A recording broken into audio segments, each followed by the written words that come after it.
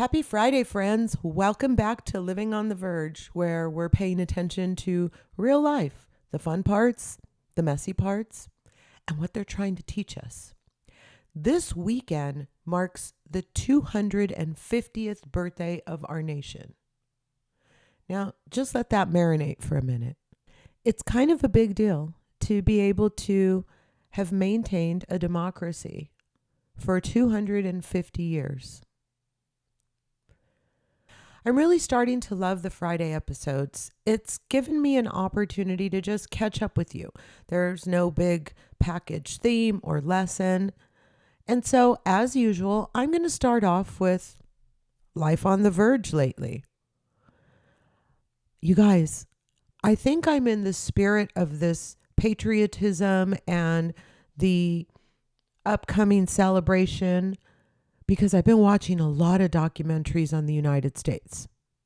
First, I watched the documentary on George Washington. I believe it's 3 parts. It was on Netflix. Really compelling. Kind of explained a lot about how we got here and what started it all, right? And then I rolled right on into the FDR doc. That was a really good one as well. FDR, in case you don't know who I'm talking about, was Franklin Delano Roosevelt. He was one of our presidents. And it's very interesting to me just how impactful and pivotal he was. History tells us that he really made changes that kind of still stand today in terms of how we operate as a society. And now I'm watching The American Experiment, and I'm about halfway through it. I kind of love the way it's put together. There are former candidates that come in and talk about things and so on and so forth, as well as former vice presidents. And I just kind of am geeking out about it lately. And what's really funny is my husband walks into the room and he must gauge which wife he's getting based on what is on the TV. Is she deep and intuitive Virg today, or is she watching Love Island? And as for me, I just go with what I'm in the mood for. But as America approaches its 250th birthday, it did remind me of a story, a true core memory, an imprint on my life. I could literally picture what I was wearing. And this is the story of my attending the 1976 Bicentennial celebration at the Los Angeles Coliseum 50 years ago when I was 10 years old. Isn't that wild? What did 10-year-old Virginia think was happening? I'm not sure, but I was excited. I can remember the feeling of excitement, the kind of buzz surrounding the fact that I was going to be able to go do this. And I knew that it was something big. I'm not sure that my 10-year-old mind understood the scope of how huge it was and how rare of a celebration this was. But I know that I did realize it was a big deal. And so it was a school field trip, and I believe several of our classes went. I know that there was some sort of a undertone of the Los Angeles Unified School District being really heavily involved, and that's where I went to school back then. And honestly, it was so much fun. I remember walking into the Coliseum and feeling so small. And yet we got there early because we arrived on the school buses. And so it was so vastly empty and I felt tiny. But by the time the ceremonies started, I couldn't believe how completely and totally full it was. It was, for my small little existence, an awful lot of people. And I didn't go back and look, but I'm pretty certain it was, if not at capacity, then almost at capacity. And I don't know exactly why the memory has stayed with me for all of these years, but I do remember who was there. I remember moments of performances. I remember that it must have been the adults in my life were really kind of gassing me up about how big of a deal this was that I was getting to go to this. And my parents were super excited because it was being hosted by Paul Anka. My 10-year-old self had no idea who that was, but my parents just thought it was all that and a bowl of peaches. And I remember another big, huge deal was it was going to be televised. And that was really monumental to my young mind. I remember Evel Knievel. He was a big deal. I think it was either right before or right after he had the big Vegas jump that he's super famous for. And it was right around that time. So that was kind of a big deal. And now the musical act, you know who it was? Casey and the Sunshine Band.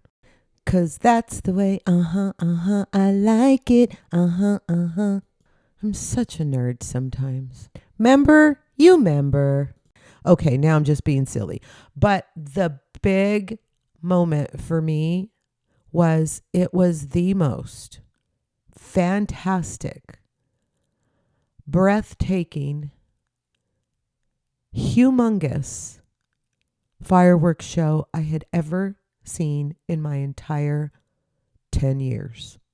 But guess what? Looking back, if my memory serves me correctly, it is still by far the most impactful fireworks show I've ever seen in my life.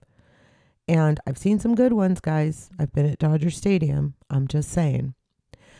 But anyway, do you know that I still remember what my outfit was? Okay, real quick. It was a red, white, and blue shirt that looking back, oh my gosh, it was awful. It was just awful. But my bell-bottom blue jeans with the sparkly stars, now those were amazing. What? It was the 70s. Oh gosh. Good times. Did you guys get caught up in the Amazon Prime hype? I did, but only just a little. And I'm happy to report that in the end, I spent nothing. I ordered a few things. I put a few things in the cart. I checked out a couple of times. And then I got the things in the mail and I said, I don't really need these. I did miss the opportunity to buy one item that was at like a huge, huge savings that I didn't get, but I didn't really need it. It was just one of those want to, not a have to's. Anyway, I got all my errands done last week, and just returned everything that I needed to return. And I know it sounds really silly. It does. But to me, return day, it's almost like payday to me. It's so silly. I go in, they scan the return, and then I come home and I get really excited because I see that suddenly $60 goes back into my account and I feel rich. Now, practical me knows that I did spend those $60 already, but Fun Return Day Virg kind of loves it. And I have to admit, I just really love the convenience of Amazon. But I feel like it makes it just so much easier for me to be impulsive. And honestly, that doesn't really fit in with present day Virginia so well anymore. But as it turns out, in my case, no harm, no foul. You guys, how amazing is it that I can queue up a show and sit down and watch it while my RoboVac sweeps and mops for me? Oh, Rosie, how I love thee. So here's how this whole thing started. About a year and a half ago, I realized that I was spending way too much time vacuuming. I have a 100-pound King Shepherd that sheds like the day is long. I have a Maltipoo that thinks she's hypoallergenic, but gives off these little tufts every now and then. And I cannot handle dirty floors. So I was just vacuuming day in and day out, and there seemed to be no end in sight. And I finally decided I got to solve this. Either I'm going to hire a housekeeper or I'm going to get one of those nifty new, not so new, robotic vacuum cleaners. And so, as is my MO, I set down the rabbit hole of, experimenting and doing all my research and trying to find the best bang for my buck, and also which one did the most and which one was highly rated and all of the things. And I came up with the Robo-Rock, and I love it. It is so cool. It vacuums and it mops. And when I got her, because I decided that she is a her, because only a lovely woman would come into my life and take all of this stress off of my shoulders in the span of the time it takes to connect to my Wi-Fi. You guys, it's been life-changing. So why did I name her Rosie? Well, today's turning out to be quite the nostalgia-filled episode, right? Because of the Jetsons. Remember? Here's George Jetson, Jane, his wife, on. And then Rosie, who was the housekeeper, the robot. That's my Rosie. And let me tell you something. I love her to pieces. She changed my life. If you've named an appliance, can you tell me I'm not the only one? So, I've been thinking a lot about the stories that shape us this week. Mine have mostly involved documentaries, core memories, and robovacs. Everybody else's, well, that's where reality on the Virg comes in. So, let's jump right on in. And today I'm starting off with the Valley. Now, the Valley is in Mexico, and that whole trip is turning out to be quite the setting for the drama for this group. And I'm not afraid to say it out loud. Lala is for sure trying to earn herself a return for another season. That girl is working hard for the money. Meanwhile, you guys, Janet and Nia are never going to make up. And I'm okay if we stop talking about it. And for me, the saddest takeaway right now is Kristen and Luke. I mean, if you think about the season finale last season with their engagement and how in love they were and all the things, it's really sad to see how much they're really struggling. But it reminds me of how hard it is in those early days of parenting. How hard it is to just try to stay connected to your partner and to try to keep your own identity. Heck, to try to take a shower. And it's really hard to find your new identity as a parent too. So my heart goes out to those two. I hope they work it out. And you guys, this one's almost over. They filmed the reunion recently, and I'm told it's just going to be one part. I really hope that's the case. I don't know. What did you think of this season of The Valley? I'm going to move on to the Real Housewives of Rhode Island. You guys, the season may be over, but the headlines keep on a-coming. Rula's husband's mistress, it seems, is making a lot of noise on social media these days. She's been posting saying she has proof that the affair is still going on. And this is after the airing of the last episode of the reunion where Brian and Rula both maintain that it's over and that in fact they are in litigation with said mistress. You guys, I think this one's far from over, and I'm sure we're going to see more of it on season 2. But speaking of season 2, word is Liz is calling it quits after just one season and will not be back for season 2 as a housewife. Well, now, are you surprised? I think it's time that we leave all that drama behind because I'd rather be planning a road trip.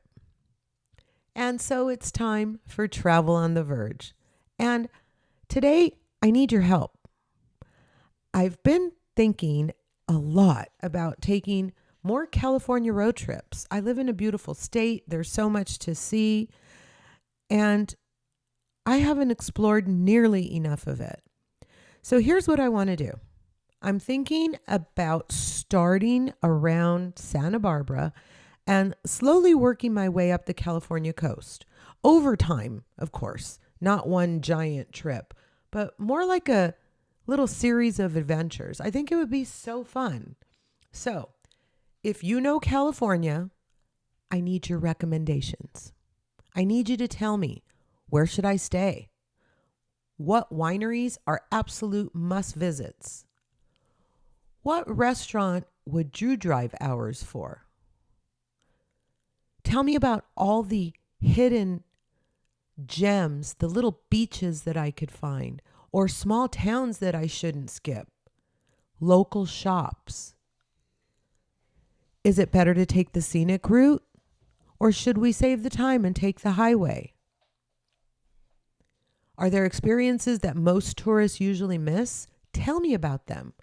I'm especially looking to start around Santa Barbara, like I said, but honestly, send me anything from the Central Coast all the way to Northern California. Message me on Instagram, comment on my YouTube channel, or email me.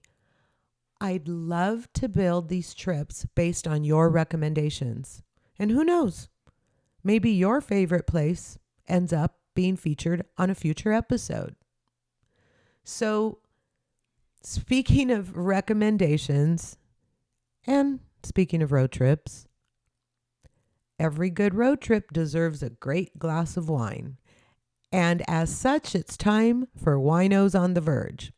My honest take on the wineries, wine bars, and hidden gems I discover along the way. So, wine clubs can actually save you a surprising amount of money, but only if you join the right one. And so I've been looking around, and this week I'm going to tell you about 3 Temecula wineries and the perks of their wine club membership. So I'm talking about Europa Village, Marshall Stewart Wine, and Robert Renzoni Vineyards. So let's do an across-the-board comparison. Complimentary drinks.